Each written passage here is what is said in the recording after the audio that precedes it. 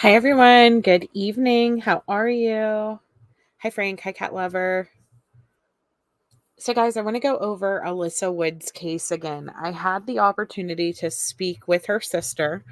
She's not able to come on the show right now because there's a lot of things going on in the background, and I don't think, wants to accidentally say something that could hinder the case. And I totally support that decision. Hi, Sherry.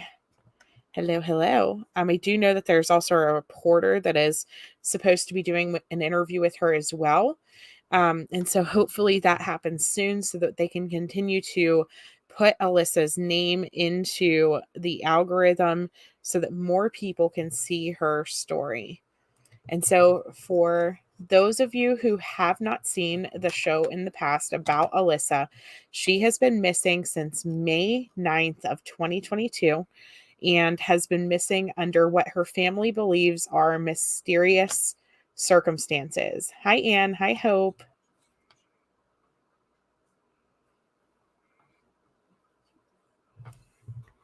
So, so she is missing in Columbia, South Carolina. Like I said, she's been missing since May 9th. Let me make this bigger. She is 38 years old, 5'8", weighs 120 pounds, brown hair, brown eyes, and her family says that she has a medical condition that she needs to take medication for. If she doesn't take her medication, the deputies believe that she could be in danger because of that. They are asking if you have any information to call Crime Stoppers or investigator R. Henson at 803-546-3000. So the reason that her story is kind of a little bit weird, um, she went missing from her apartment with her boyfriend. His name is Matt.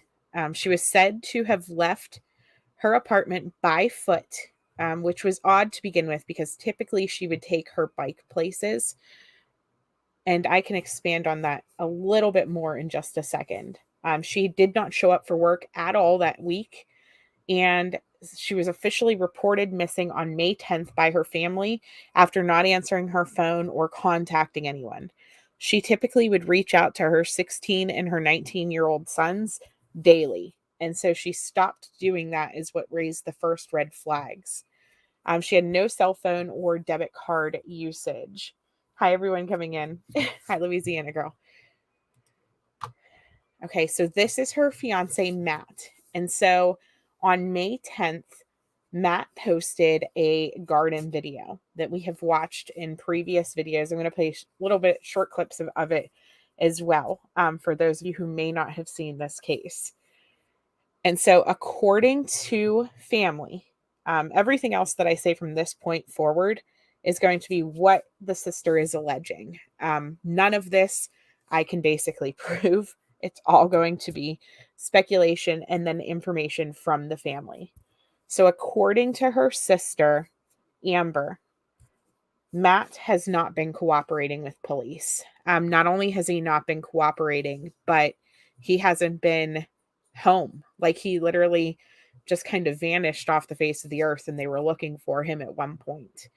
He was taken in by investigators to be questioned about her disappearance and allegedly lawyered up at that point. And so they had to let him go because they didn't have anything substantial to hold him on. And so they had to let him leave. And so since he left, he's not been able to be found, according to what the sister is telling me.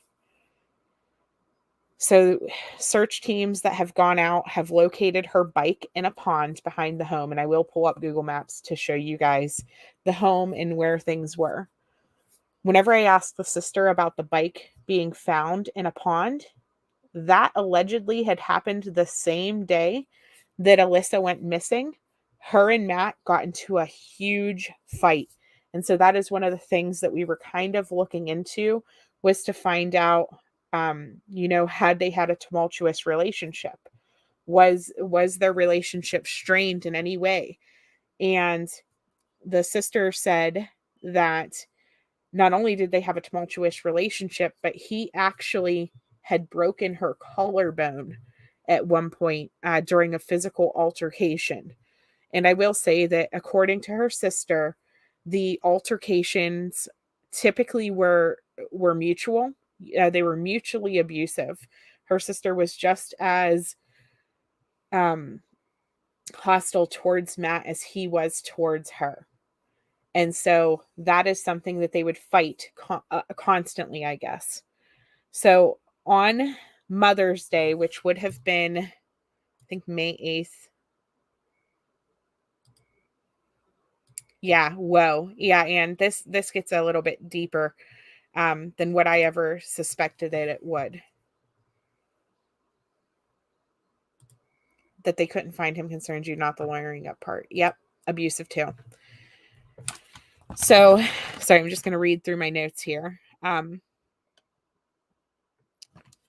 So on Mother's Day, which would have been May 8th, the day before she allegedly disappeared, Matt and her had went to a family friend's house that Alisa kind of considered like a mom to her.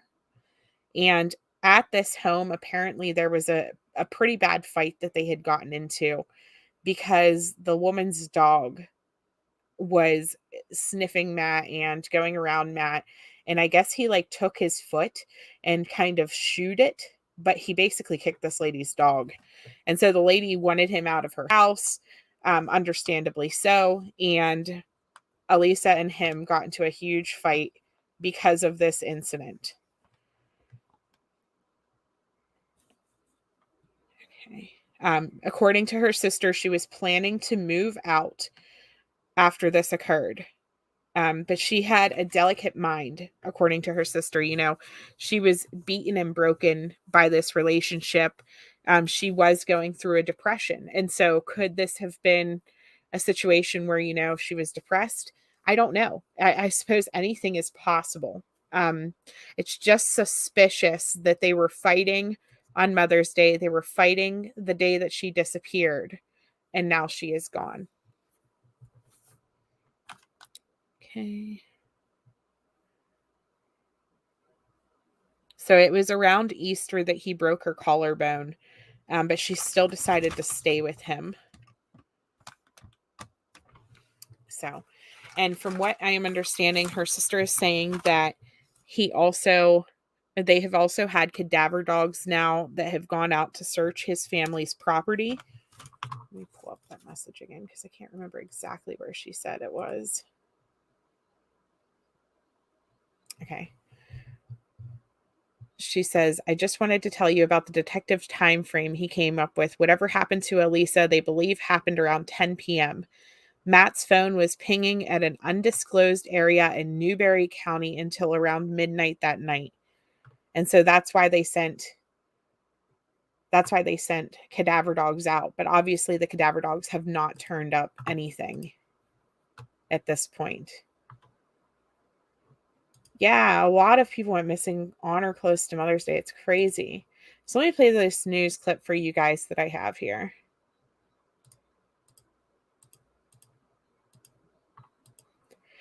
Whenever I seen her case, like I was kind of like, oh, that's kind of suspicious, you know, their relationship and stuff like that. And then there was a press conference. I don't know if some of you have watched, but there was a press conference that we watched the first day, and like her in-laws were out pleading for her.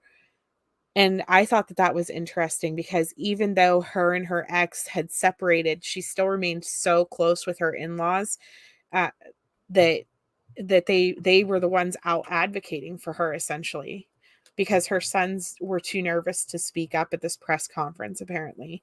And the whole situation's just completely devastating because now not only is Alisa missing, but their dad actually died in a motorcycle accident about a week ago as well. And so that's why I've had a hard time also, you know, getting family in for an interview because they're all just dealing with an emotional roller coaster right now with the fact that he died as well. It's just devastating. So let's pull up this. Verizon just gave us all a brand new iPhone 13.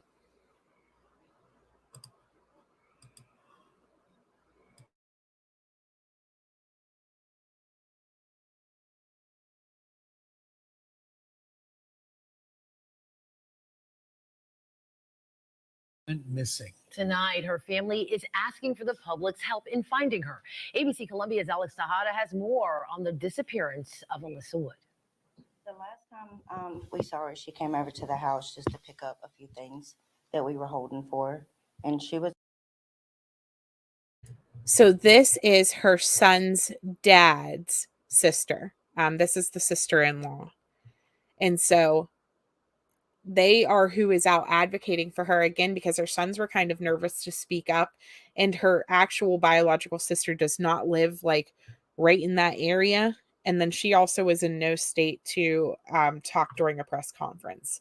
So these amazing women who were close with her spoke up, because police offered this to them to help get the story out there. And I mean, how many missing cases do you actually see the police be like, hey, do a press conference, please, so we can spread information?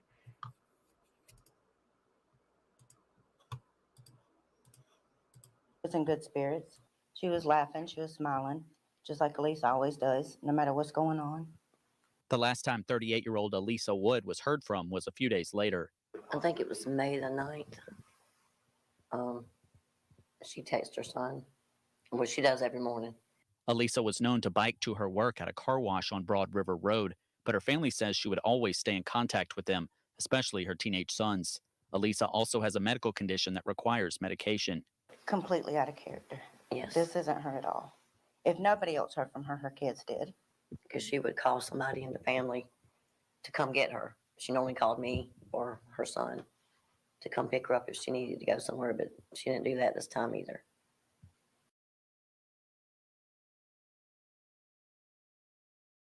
So that right there is big too, because based on what her sister was telling me, anytime that her and Matt would fight, she would just leave.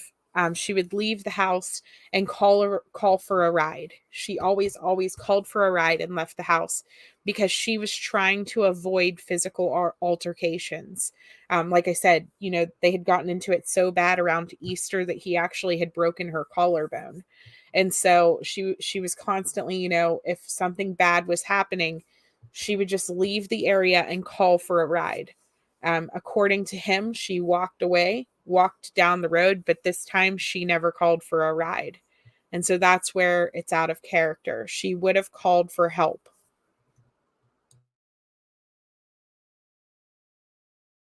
So it's just like she just vanished. Family says Alisa and her boyfriend were renovating a unit at Brook Pines apartment complex. They had recently moved to Broad River Road from Chapin. He told us the last time he seen her was the 9th as well. That's the last time he's seen her, spoke to her. But now her cell phone, we have been calling it daily, several times a day, and no answer. It's going straight to voicemail. They say Alisa is a kind and loving person, but say that she is also naive about people's intentions. She is way too trusting of people. She just doesn't think that people are out to hurt anybody. She just doesn't think anybody will hurt her. And she's proven that more than once. And so I just feel like if anything has happened, it's probably because she put trust in the wrong person. The family plans to organize a search for Alisa using anyone who is willing to help, searching both land and water, looking for answers. But we're not going to stop until we find her. Hopefully, we'll find her safe. Alex Tejada. Okay, and so you heard her say that, she kept putting trust in the wrong types of people. And from what her sister was telling me, it's because no matter what, she kept going back to this guy. She kept taking his apologies, basically. She kept just trusting that things were going to be different. And then she had other relationships that were similar to this, that were not good relationships. People often, will repeat their cycles of abuse whenever they happen. And so we had looked up at her past at the last time as well. We pulled up both of them. And so Matt had just had a couple of traffic violations. So no, I don't believe that he was ever arrested for the collarbone CCK. And then Alisa actually had an assault charge in her past from like 9 or 10 years ago. But according to her sister, she was saying that she actually started going to church around a year or two ago and has cleaned up her life and was really trying to change and be different. And so that's why, she was starting to try to just walk away from these fights instead of continuing to be in this cycle. She wanted to be with Matt. She loved Matt, but she was constantly trying to walk away from the physical altercations because she didn't want to get hurt, nor did she want to hurt him any longer. And so again, this is all according to her sister. I wish she was here to tell you guys the full story herself, but this is what we have for right now. Another thing that happened recently is before Matt had disappeared, he actually loaded up all of Alisa's belongings, according to her sister, and dropped them off at the Goodwill nearby. And so they had to go and try to get her belongings back basically from this Goodwill after they found out that he took her stuff all to the Goodwill. And so why would he do that? Like, it just doesn't make sense. Hi, Jennifer.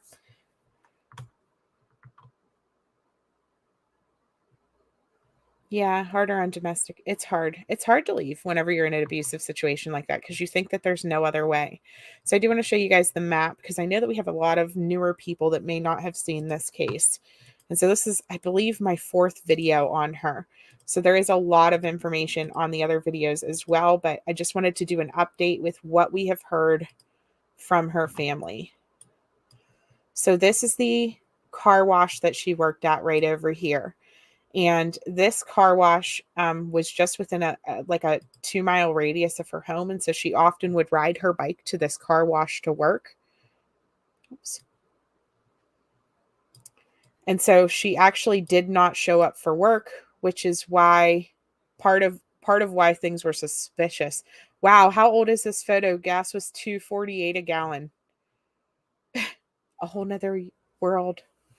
Sorry. Anyways. So she worked at the car wash. She would just bike over to the car wash from her home, and her home was right over here. But I want to point out, as we're looking for her home, all of these businesses along the way, as well as there's the magistrate's office, there's correctional facilities, juvenile detention centers, everything right along this stretch of road. So if you want to talk about cameras, there's going to be cameras in this vicinity that would have seen her walking away. Okay. And so then her house, again, correctional institution, correctional center. And then there's a storage unit facility right at the end of her road as well that likely has cameras. Yes, this is in Columbia, South Carolina.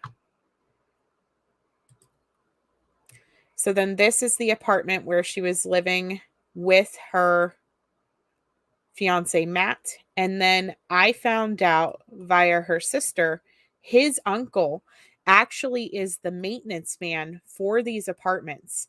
And so she was concerned that he would have access to empty apartments to be able to even put her in one of the empty apartments. And so she was upset that, police wouldn't search the empty apartments for her because he would have access to that.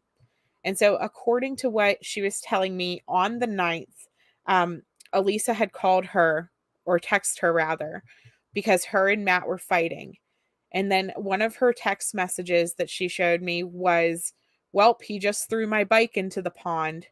And so what happened was they were fighting, and he walked across the parking lot here and literally hurled her bike into the middle of this pond. And so whenever searchers were out looking, they actually found her bike in the middle of this pond, and they thought that they were going to find her, but her sister was like, "No, you guys, I already knew about that. I knew that he had thrown her bike in there basically." And so this is what I mean. Like, this relationship was just absolutely craziness.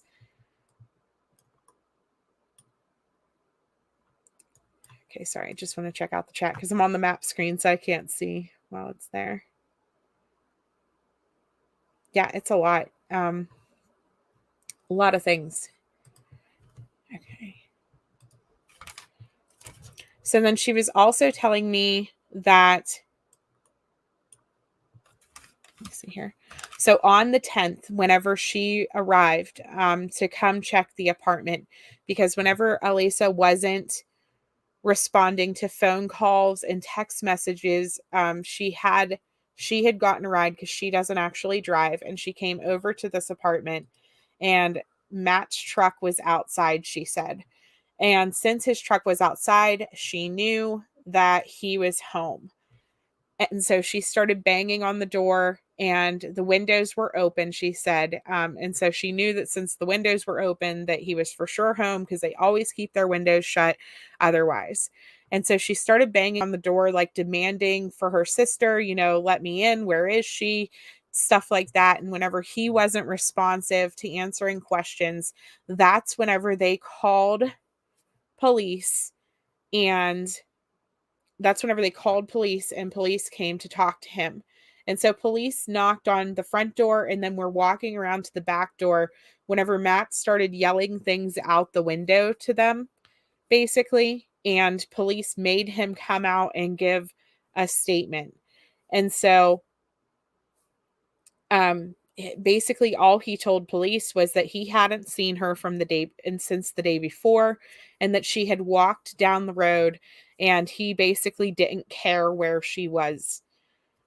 And so that's pretty much where the help stopped for him.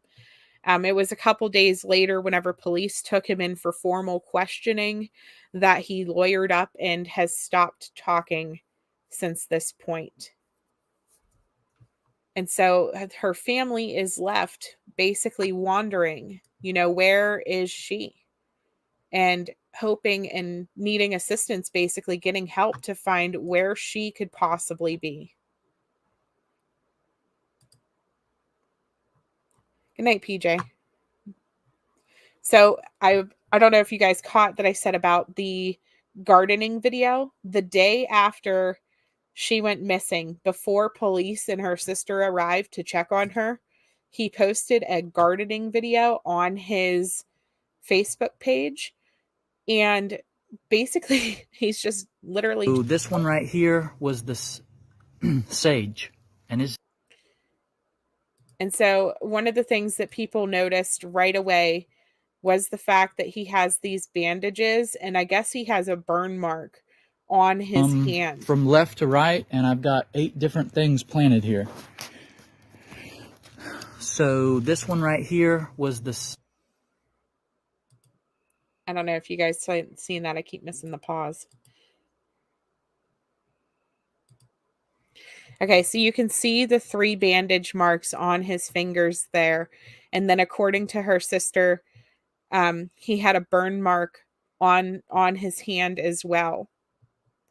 Yeah, he was portraying it like the old, she just walked away, nothing to see here, But like I said, she had a history of walking away, and then as she got away from the apartment, she would immediately text or call one of her family members for help.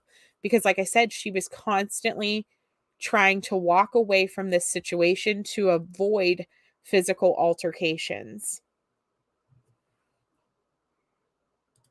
Yeah. I agree, Dan one. And so her family, though, they want to know what is going on. And he seems so involved with so many people in the community. His uncle, like I said, operates and helps at this apartment complex. And then they're somehow like related or friends with her boss at the car wash. She was kind of explaining that to me, but was not following it exactly. Sorry, I was on the phone with her for an hour and a half, so I have a ton of notes. So I'm just trying to make sure I don't miss anything. Yes, he threw her bike in the pond the day before he did this video during a fight. And so this is a 5-minute video. I'm not going to make you guys watch the whole thing because we have played it a couple times. The most important thing is his fingers. I thought that was important. And then there's another part where he like is pointing out one of his dead plants and he kind of laughs at it. And that's always stuck out to me as well. Yeah, you wouldn't care about your garden if your girlfriend or boyfriend was missing. And so, like, that's like, are you kidding me? Yes, the pond was searched. Her family was hoping for help to search the river that's nearby. But as far as I know, I don't think that they've dragged that river or anything. But I think that part of that is to do with the fact that they have his cell phone pinging the night of her disappearance, in an area in the middle of nowhere around like midnight.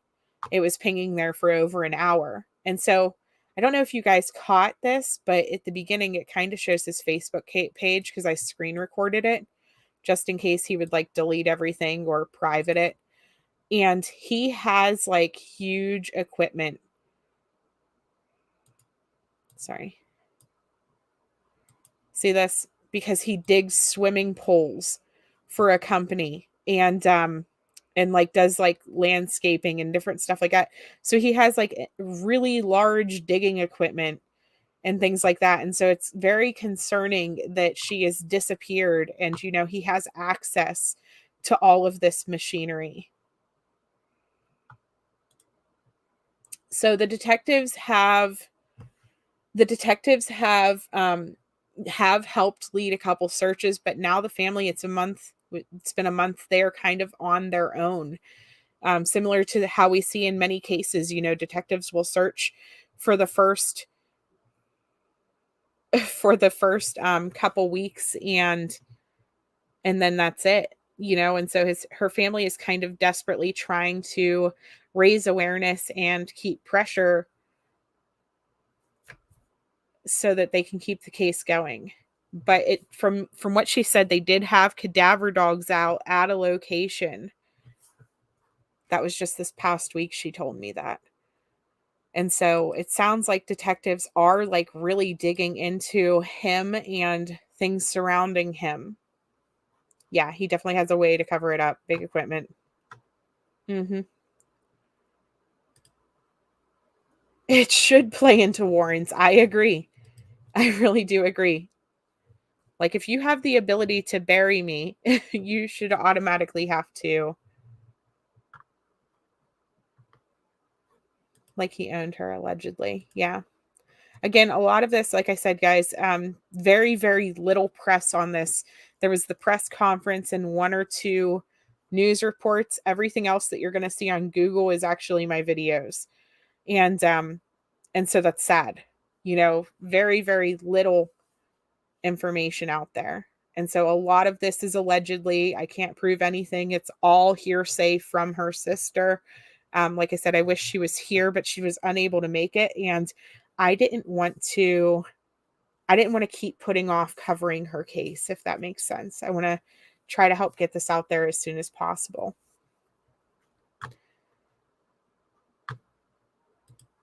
Baby raccoons. Oh no. Let me show you guys this part of this video though. Because it got planted so close to that rock right there. And another thing, you can see the spinach plants, which have gotten huge. Now I planted 3, but that one didn't work out. And I think it's because it got planted so close to that rock right there. And another thing, you can see the spinach plant died. And then I planted a right there. That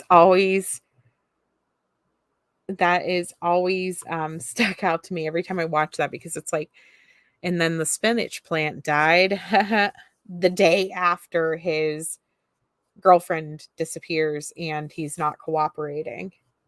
I don't know. It just always. Yeah, we're only speculating. It's all for entertainment purposes only. I put that in every single one of my videos. If it's not from an actual document, if I'm not reading a police report, then it is basically for entertainment purposes only, because that's it.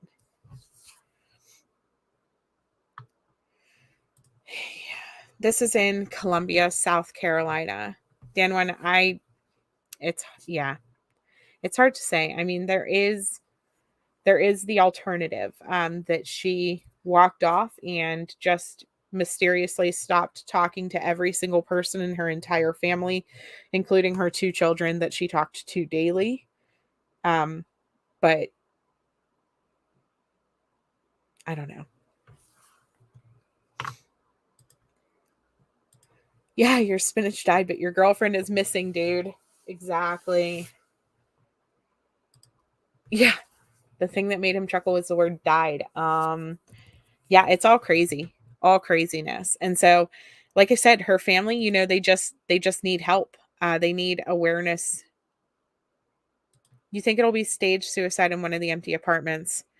Totally possible. Like I said, her sister is furious that they can't get a search warrant for like all of the empties because Matt was helping work around the apartment buildings, according to her, and he was helping repair things. And so he had a set of the keys because it was his uncle's job, but he was helping fill in basically and get things cleaned up. And so he had a set of the keys, the master keys, and literally can go in and out of all of the empties.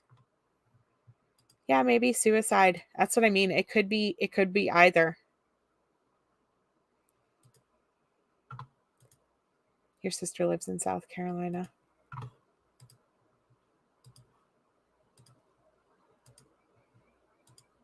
Okay, wait. Let me show you guys.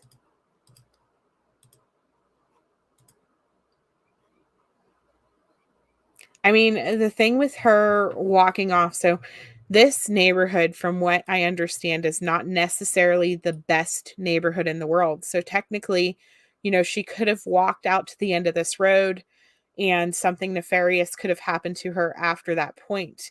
The only thing that keeps me from that is the fact that I feel like she would have been seen on camera. There is a stoplight camera right out at the edge here. There's the storage unit cameras. There's, of course, all of these Department of Juvenile Detention Center, a correctional center. There's a magistrate's office. You know, there's all of this stuff right here that would have cameras. And so obviously if she would have walked away, I feel like detectives would have seen her on camera somewhere. I'm going to run into the Pepsi truck again.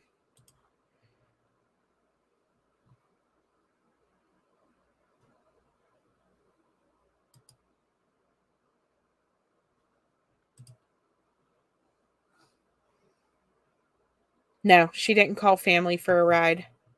She had a volatile history and she's known to have been walked off, but I think he's done her in and it'll look like a suicide. He doubted that she's in an apartment. Yeah, I don't know. A Pepsi truck. I hit it every time. Anyway, so there is this lights here, traffic lights, with the cameras there, and then traffic lights on this side as well. And so if she would have walked down the main road towards either direction, she would have been seen by at least that. But also, look, business, you know, like I said, storage facility, business. And then, of course, all of the correctional facilities on the other side of this Pepsi truck. And so I feel like there would have been some type of camera footage if she walked that direction. Now, if we look the other way from behind her house, but she would have had no reason to go this route, you know, could it be possible? Sure. But they searched all of these woods here. They didn't find anything. Like this little bit of area here, they did do a ground search. The family has been all through here searching. Nothing has been found yet. So nothing that way. It has been a month. Yes, she has been gone for a month now. Yeah, this channel is not sponsored by Pepsi. Not sponsored by Pepsi. So, but I don't know, guys. I just wanted to come on and briefly raise awareness about her again because she is still gone. Her cell phone has not been used. Her debit card has not been used. And she hasn't reached out to her sons. You know, and like I said, their father died in a motorcycle accident this past week. And it's just not, I don't know. I feel like if she was out there just running away from something and living to her own devices, I feel like she would have checked on her kids after their dad died. I don't feel like she would be just not responsive after something so horrible like that happened.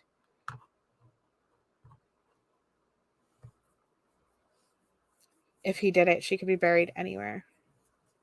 No, not Matt. It is her biological or her sister and her two ex-sister-in-laws. Yes, his cell phone pinged. Let me show you. Whoops. Let me pull that up. I got to pull up her message again real quick because I already forgot the area she said.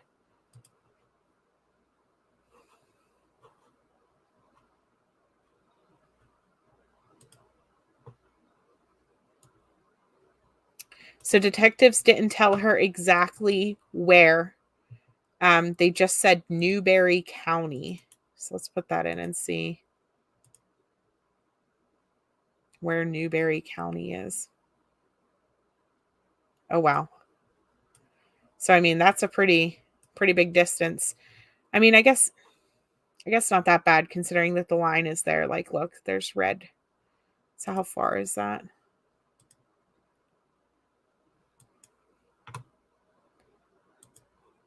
Oops. So about 20 miles away, 21 miles away is the edge of the border. So she didn't say exactly where. They just told her undisclosed location in Newberry County.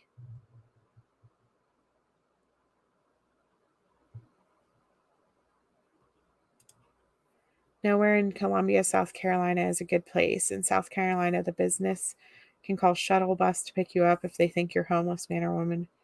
Oh, wow.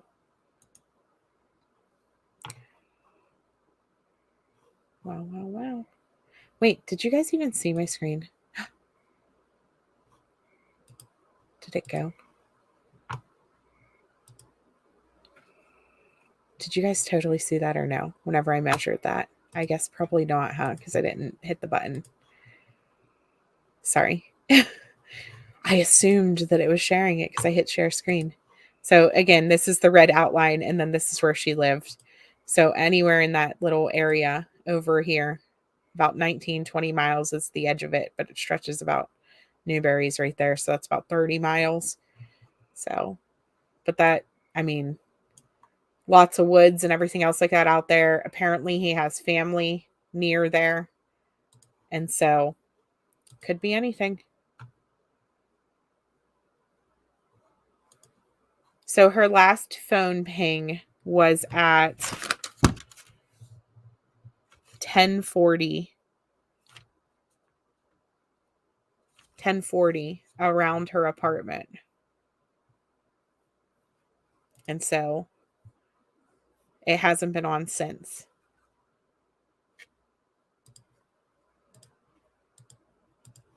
So honestly, to me, it sounds like it was shut off and then she just disappeared. I don't know. It's all shady, shady, shady. I don't know if you guys seen too, just completely off topic, but Dylan's family and the police department for Box Elder County did press releases today. Yeah, her phone is missing with her. It's not at the house. But the last ping was the day she was reported missing. Let's see. So this is about Dylan here. I don't know if you guys seen this, but it says the Box Elder County Sheriff's Office is making continual efforts to locate Dylan Rounds and to investigate the circumstances surrounding his disappearance. This is an active law enforcement missing person criminal investigation. Only updates that do not have potential to compromise the investigation will be released. Box Elder County volunteer teams have logged over 300 hours searching, covering over 3,000 miles, not including the hours and miles traveled to and from the remote search areas. Box Elder County Sheriff's Office detectives and deputies have also been searching around the clock weekdays and weekends. So far, detectives have spent over 650 hours investigating this case. These numbers continue to increase daily and do not include the time and resources contributed by assisting law enforcement agencies and search teams. This investigation has been and continues to be a coordinated effort that has involved multiple agencies, groups, and people, including the Box Elder County Sheriff's Office, Box Elder County Search and Rescue, Box Elder County Horse Posse, Elder County's Sheriff's Office, Weber County Search and Rescue, Utah Department of Safety, Utah Search Dogs, Rigby Police Department, Bonneville County Sheriff's Office, Ogden Police Department, Davis County Sheriff's Office, FBI, Search and Rescue, K9s of Idaho, Texas EquiSearch, and many other family and friends, family, and volunteers. We are so grateful for all of the support. We continue to ask for additional assistance and resources as needed. If you have knowledge regarding the circumstances surrounding the disappearance of Dylan Rounds or his current location, please call them, or you can send private messages.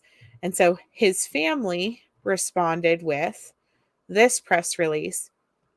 And it says, in response to today's press release, we are hoping that moving forward, we will have improved cooperation from the Box Elder County Sheriff's Office. Our number one priority is locating our son, and we have been moving heaven and earth to do so. We have been requesting resources, and many of the efforts you mentioned in your statement were arranged, organized, led, and reimbursed by our family. It has been monumental efforts spanning 15 very challenging days during which we have had to make repeated requests for resources over multiple days before receiving a response from your office.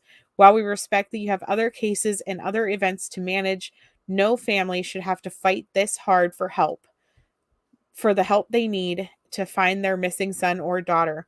We are eternally grateful for all the support and efforts put forth by everyone thus far, but this is not over. Rather than waste more effort and time trying to cooperate, we hope that we have reached a point where our efforts can be handled with professionalism and dedication any family should expect. Released by the Dylan Rounds family. And so I thought that that was a classy release, considering the fact that they are trying to insinuate, like Box Elder, it sounded like to me, we're trying to insinuate that they've been doing this all along. Whenever we all know that that obviously is not true. You know, they have, yeah, you hate it whenever law enforcement brags how much they're doing. Sorry, I just came back to the chat. Fruit Loop, you're here. Hello. I hope you're having fun with the grandbabies. Sorry if that was loud. Is anyone near there having a new pool built? I honestly don't know. If you would have a way to cover it up before cement is poured. Oh, yeah. Yeah. Right? Dylan's family. I look for his family to become huge advocates. You know how some cases we watch the families afterwards do amazing big things. Think about Texas EquiSearch. You know, Tim Miller has become such a pivotal person in missing person cases. You know, Texas EquiSearch does so much good because of the failures that they had in his cases. And so I am excited to see what his mom does, because I have a feeling she will never stop advocating now for missing, because she is going through this and seeing it firsthand how difficult it is to get the help that they need. And so she had made a statement on Judy Ron's channel yesterday about the fact that all the donations that they have that are extra, anything that they don't need, they will be donating to places, because they are like, they want to make sure that people are helped. And so I don't know. I just look for big things. She's just so sassy. She's just a little ball of fire. And I absolutely love it, because she does not care about telling people how it is. And so for Box Elder County to come out and say that they've done all of these things after holding his boots and after not helping out, it's just so frustrating. I can't even imagine. Yeah, I believe her too. I do too. You know, it's not often that a family, you know, in a situation like this is like, we don't want any money. We just want help, you know, and they have said time and time again, they do not want anyone fundraising for search efforts or anything like that. It is taken care of. And so it's amazing to watch them just come out and be like, listen, like, just help me find my kid, you know, just help me find my kid.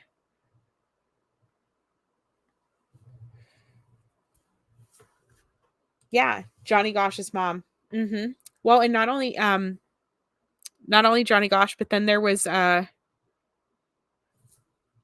gosh, James Bulger from the UK. You know, his mom was constantly, you know, on writing books and trying to help people. You know what I mean? Some families go through this and they come out and they are just so strong because of it. Bye, Fruit Loop. And so I'm looking forward to that, because families like Alisa Wood, Alisa Wood, depending on which news station you watch, they say it different. And that's why I keep going back and forth. But families like hers, families like Oakley Carlson, what Jamie Jo Howes is doing, again, huge monumental changes coming because of that. Michael Monkey Vaughn, huge monumental changes. The Millers from Harmony Montgomery, they're pushing for and advocating for laws. And so some people go through this and then they want to change the world afterwards. And it's just amazing to me how people in their darkest times are able to come out and just, I don't know, just want to do what's right. Yes, if you want to donate to help, donate to EquiSearch. Absolutely. Anybody who is collecting money to go or to do or whatever. His mom even spoke out against his friend had put up a GoFundMe to go help. And she said, absolutely not. No one should be fundraising off of Dylan's name.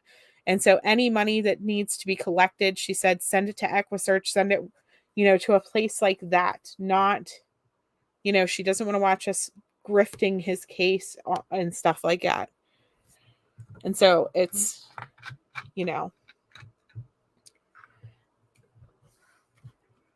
yeah, either someone related to the farm worker drifter. And so his is like, it's kind of mysterious. With Elisa's case, we pretty much can gather our thoughts and point to one individual person that potentially was involved in it. But with Dylan's case, there is so many people in his story that are just giant question marks and red flags. Yes, sad that families have to go through all of this crap just to get help. Exactly.